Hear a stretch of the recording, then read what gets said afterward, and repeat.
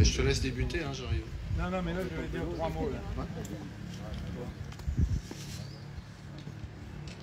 Il est là venu, là? Ouais. C'est bon? Tu m'as pas... Où c'est que j'en ai? Là?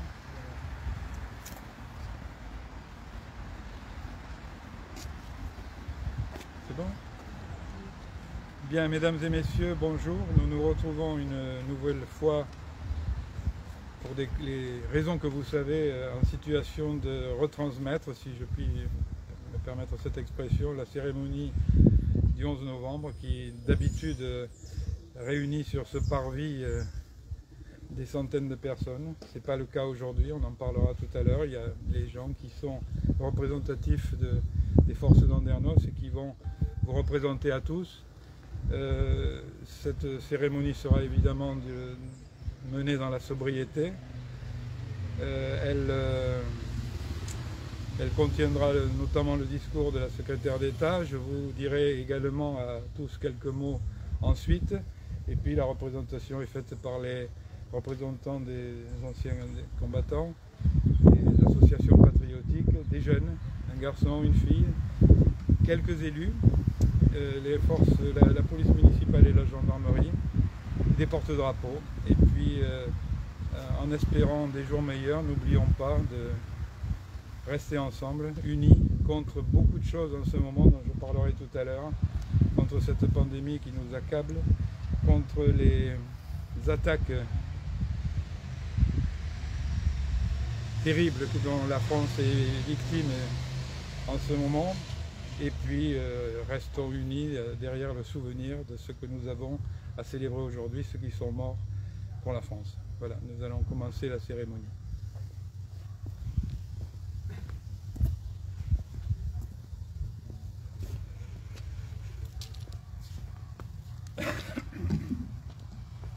Mesdames, Messieurs, bonjour. Cérémonie de levée des couleurs. Attention pour les couleurs. Envoyez.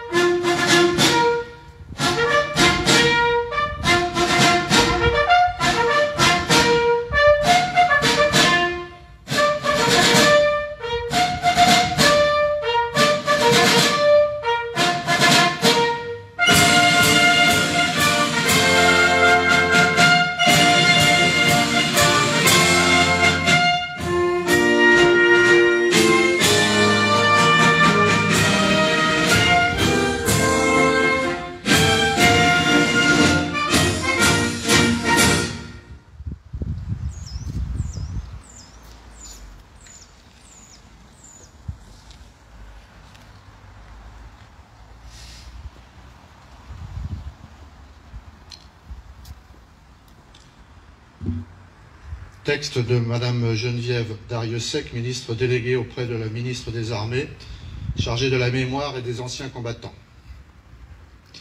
C'était il y a un siècle. Ce 10 novembre 1920, la Grande Guerre est achevée depuis 2 ans. Dans la citadelle de Verdun, Auguste Thym, soldat de 2e classe et pupille de la nation, dépose un bouquet d'œillets blancs et rouges sur le cercueil d'un soldat. Un parmi tous les combattants des Flandres, de l'Artois, de la Somme, du chemin des Dames, de Lorraine, de la Meuse, un de ces braves. Un des poilus qui participa à une interminable guerre. Un de ces Français qui œuvra à la tâche incommensurable de la victoire. Un des milliers qui est devenu le soldat inconnu. Le 11 novembre 1920, le peuple de France l'accompagne solennellement sous les voûtes de l'Arc de Triomphe. La patrie, reconnaissante et unanime, s'incline respectueusement devant son cercueil en saluant la mémoire de tous les soldats morts sous le drapeau tricolore. Quelques mois plus tard, il est inhumé. Depuis 1923, la flamme du souvenir veille, nuit et jour, sur sa tombe. Chaque soir, elle est ravivée pour que jamais ne s'éteigne la mémoire. La sépulture du soldat inconnu est devenue le lieu de recueillement national et le tombeau symbolique de tous ceux qui donnent leur vie pour la France. Cet anonyme représente chacun de nos morts et tous nos morts en même temps. Cette mémoire vit également dans chacune de nos communes, dans chaque ville et village de France, dans chacun de nos monuments aux morts, dans chacun de nos cimetières, dans nos mémoires familiales. Elle vit dans l'œuvre de Maurice Genevoix, qui entre aujourd'hui au Panthéon. Le président de la République l'a souhaité en l'honneur du peuple de 14-18. Maurice Genevoix n'entre pas seul dans le temple de la nation. Il y entre en soldat des éparges, en écrivain et porte-étendard de ceux de 14. Il y entre avec ses millions de frères d'armes, ceux dont il a immortalisé le souvenir, l'héroïsme et les souffrances. Il y entre avec toute la société, de la première ligne à l'arrière, mobilisée face à l'adversité et qui a tenu avec une admirable endurance. 8 millions de soldats combattirent sous les couleurs de notre drapeau. Aucun d'entre eux ne revint totalement indemne. Des centaines de milliers furent blessés dans leur chair comme dans leur âme. 1 400 000 tombèrent au champ d'honneur. Nous ne les oublions pas, inlassablement nous les honorons. Chaque 11 novembre, la nation rend également hommage solennellement à tous les morts pour la France, ceux d'hier et ceux d'aujourd'hui. Chaque 11 novembre est un moment d'unité nationale et de cohésion autour de ceux qui donnent leur vie pour la France, de ceux qui la servent avec dévouement et courage.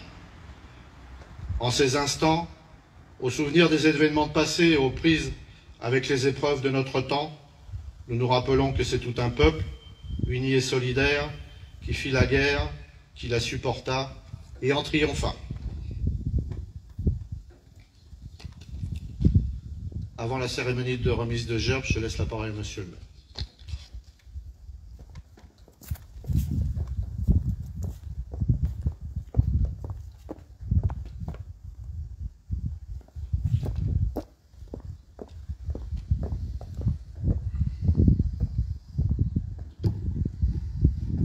Mesdames et messieurs, je vous remercie de votre présence. Nous sommes généralement nombreux, beaucoup plus nombreux qu'aujourd'hui, ici, sur ce parvis. Plusieurs centaines, les 2 dernières fois que nous avons célébré le 11 novembre. Nous sommes nombreux à nous réunir devant ce monument aux morts pour commémorer l'armistice de la Première Guerre mondiale et accomplir notre devoir de mémoire envers ceux qui y ont perdu la vie. Il nous appartient également, cette année du cinquantenaire de sa disparition, d'inclure dans notre recueillement la mémoire d'un combattant de 14-18 qui épousa ensuite le destin de la France. C'était un certain capitaine Charles de Gaulle. Mais une nouvelle fois, mesdames et messieurs, nous nous retrouvons en nombre restreint et vous en connaissez les raisons. Je viens de les évoquer il y a quelques minutes à ceux qui sont chez eux et qui, andernosiens, fervents des valeurs de notre nation, suivent cette cérémonie dont ils sont privés en direct. Enfin, ils sont en direct, mais ils en sont privés physiquement. Je salue la présence volontairement réduite des représentants des associations patriotiques, des porte-drapeaux, des élus du conseil municipal, des représentants de la gendarmerie, de la police municipale et les représentants du conseil citoyen des jeunes.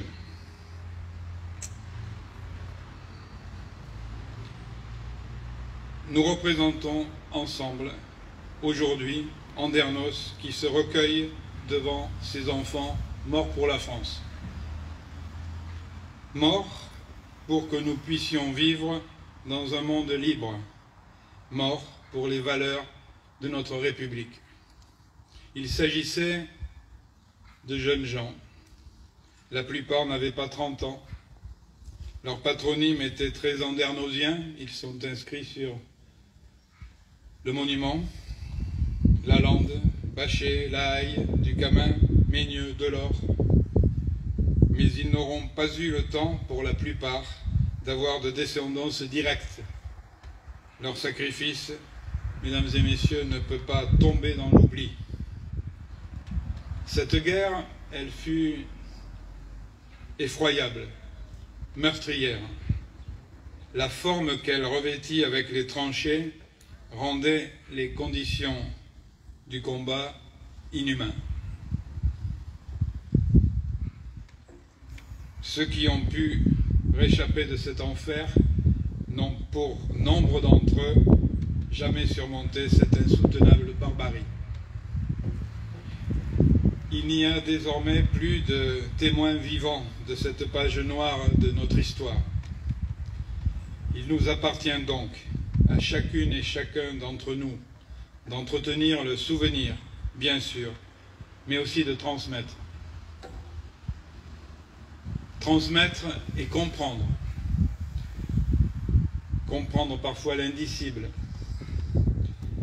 mais comprendre les mécanismes et les origines des conflits. Comprendre que les conflits naissent des intégrismes, naissent de l'intolérance, de l'obscurantisme, de l'inculture. Comprendre en soulignant la vacuité des discours populistes. Pour cela, il faut l'effort de tous. Les enseignants des établissements scolaires andernoziens et nos associations patriotiques accomplissent à ce sujet un travail remarquable pour révéler l'histoire aux jeunes dans une approche construite et réaliste. Qu'ils en soient tous remerciés. Leur action est essentielle et nous l'accompagnerons. Mesdames et messieurs, vais-je sortir du sujet? Je n'en suis pas sûr. Il est difficile aujourd'hui d'éluder les troubles de la période que nous traversons ensemble. Les valeurs de la République sont attaquées de manière barbare. Ces valeurs, ce sont les valeurs de notre monde libre. Ce sont les valeurs de notre société organisée en nation démocratique, de libre expression et laïque. Cette laïcité qui ne prive absolument personne de sa liberté de conscience ou de confession et qui est le socle de notre Constitution. J'ai récemment, hélas en une autre occasion, il y a quelques jours, cité Voltaire. La tolérance n'a jamais excité de guerre. À l'inverse, l'intolérance a couvert la terre de carnage. Ce n'est pas à la portée de tous de rassembler. Il faut du talent, il faut une vision, il faut une âme. Diviser, c'est beaucoup plus facile, mais ça n'offre aucune perspective d'espoir. En ce jour de recueillement, sachons croire en nos valeurs.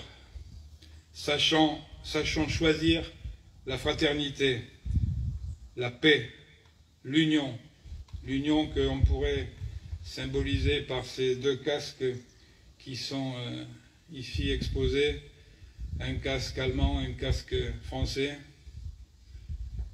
Sous le casque, il y avait certainement deux jeunes gens qui normalement auraient dû être unis pour un destin partagé.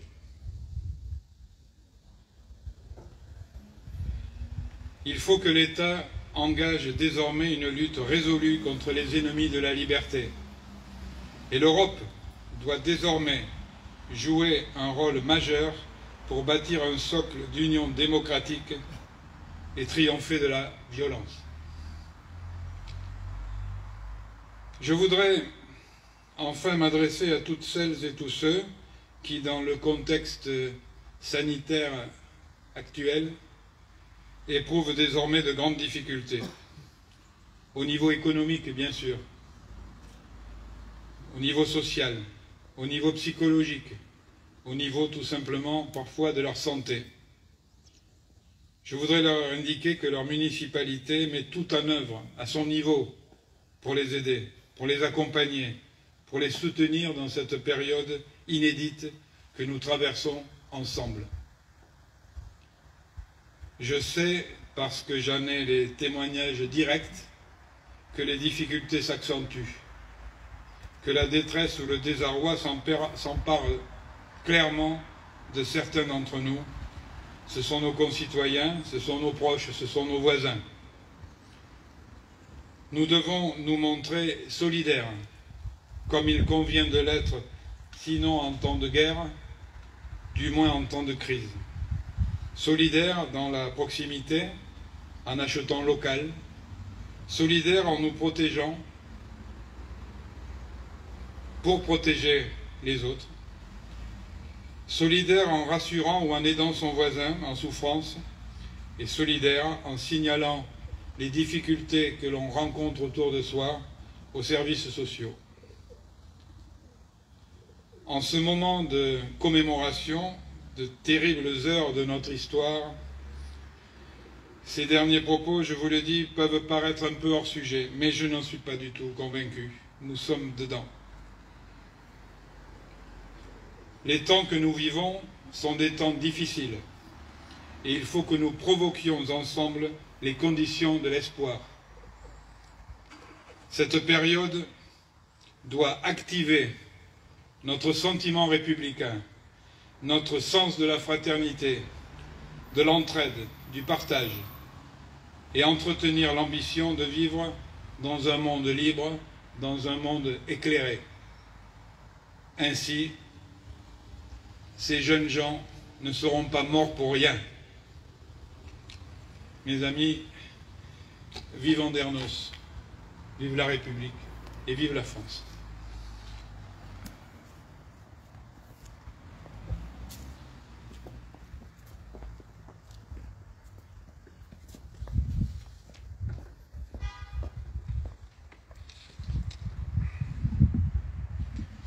Dépôt d'une gerbe commune de la municipalité et des associations patriotiques par Monsieur le maire d'Andernos.